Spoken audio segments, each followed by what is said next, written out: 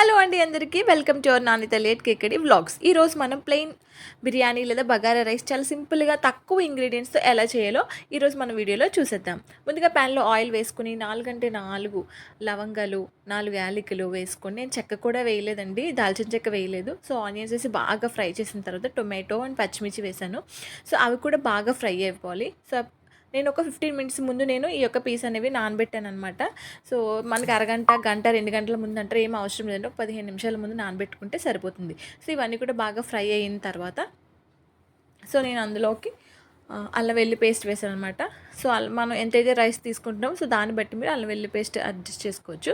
So ఈ యొక్క అల్లం వెల్లి పేస్ట్ అనేది కూడా బాగా వేగిన తర్వాత ఇందులో కొత్తిమీర, పుదీనా వేసాను అనమాట. సో వీటిని కూడా బాగా ఫ్రై చేసుకున్నాను. సో అల్లం వెల్లి పేస్ట్ వేసిన తర్వాత ఏంటంటే నేను ఫ్లేమ్ సిమ్లో పెట్టాను, ఎందుకంటే మాడిపోతుంది కదా, అందుకని సిమ్లో పెట్టి అప్పుడు ఫ్రై చేశాను అనమాట. సో ఈ రెండు కూడా కొంచెం ఫ్రై అయిన తర్వాత ఇప్పుడు మనం ఇందులోకి మసాలాస్ యాడ్ చేద్దాము. సో ధనియాల పౌడర్ వేసాను, అలాగే గరం మసాలా వేసాను, అలాగే బిర్యానీ పౌడర్ వేసాను. సో ఇందులో మనం మసాలా ఇంగ్రీడియంట్స్ అన్నీ కూడా, బిర్యానీ సామాన్లు అన్నీ కూడా తక్కువ యూస్ చేస్తున్నాం కాబట్టి సో బిర్యానీ పౌడర్ అనేది నేను కొంచెం ఎక్కువ యూస్ చేస్తున్నాను అనమాట.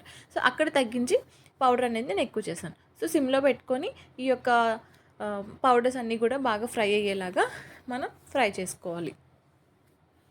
సో ఇదంతా కూడా కొంచెం బాగా సార్ట్ చేసుకున్న తర్వాత ఇప్పుడు మనం పెరుగు వేసుకుందాం. సో 2 టేబుల్ స్పూన్స్ నేను కర్డ్ వేసాను. సో కర్డ్ అనేది కూడా బాగా ఫ్రై అయిన తర్వాత సాల్ట్ వేసాను అనమాట. సో సాల్ట్ వేసుకొని కొంచెం ఫ్రై అయిన తర్వాత నేను ఒక్క లోటాతో అయితే రైస్ తీసుకున్నాను. నార్మల్ రైస్, చిన్న రైస్ ఉంటాయి కదా, అవే తీసుకున్నాను, బాస్మతి రైస్ తీసుకోలేదు. సో దాంతో నేను ఒక లోటా రైస్ తీసుకున్నాను కాబట్టి 2 లోటాస్ రైస్ వేసాను, వాటర్ వేసాను అనమాట. నేను రైస్ అనేది కూడా నానబెట్టలేదండి, ఒక అరగంట ముందు అలా ఏం నానబెట్టలేదు, అప్పటికప్పుడే వాష్ చేసుకుని వేసుకున్నాను. ఎందుకంటే చిన్న రైస్ కదా, నానబెట్ట అవసరం లేదు, బాస్మతికి అయితేనే మనం నానబెట్టుకుంటాము. సో సాల్ట్ అనేది వేసి అడ్జస్ట్ చేసుకొని మనం బాగా, చూసారా ఎంత పొగలు వస్తుందో, అలా పొగలు వచ్చిన తర్వాత అంటే బాగా మరుగుతుంది. సో మనం వేసిన ఇంగ్రీడియంట్స్ అన్నీ కూడా వాటర్కి బాగా పడతాయి. సో అప్పుడు మనం రైస్ వేసేసుకొని ఇలా సిమ్లో పెట్టేస్తే మనకి ఇలా రెడీ అయిపోయింది. చూసారు ఎంత పొడిగా భలే వచ్చింది కదా. ఆ రోజు సండే అనమాట, చక్కగా చేశాను, పిల్లలకి అందరికీ కూడా బాగుంటుందని చెప్పి. సో ఆ రోజు నేను మటన్ కర్రీ కూడా చేశాను.